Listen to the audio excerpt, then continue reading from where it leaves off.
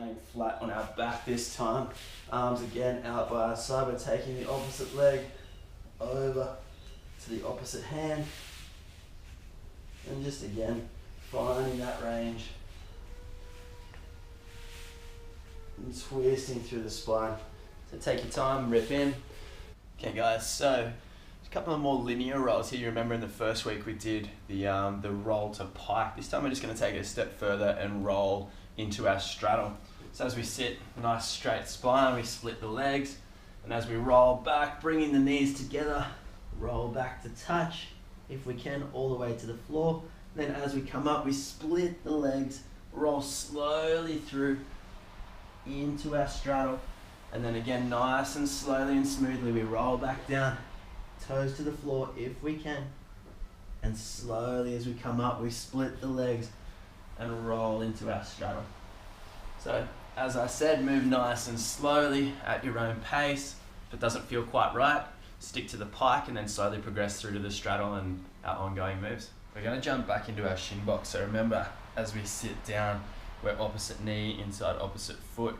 The first movement we're going to have is to roll around to the outside. So opposite knee lands inside our opposite foot once again. So we're going to take it a level further today. So hands out in front, we roll across to the left, prop up, roll our hip forward, nice stretch through the hip flexor, roll back down, roll to the opposite side, and again drive up through that front hip, and a good strong stretch through that front side, and back down and to the start. So we'll continue that a few times through, and let's see how you go. We did a bit earlier in the piece, our step through to instep, so that was nice and slowly, just finding that range. This time we're going to do it a little bit quicker, a little bit more dynamic, so we're going to hop back and forth into that space, finding our way all the way up, all the way back, nice and strong. Have a crack at that. They're also commonly referred to as mountain climbers. Rip in, have a good crack, tag us in your videos.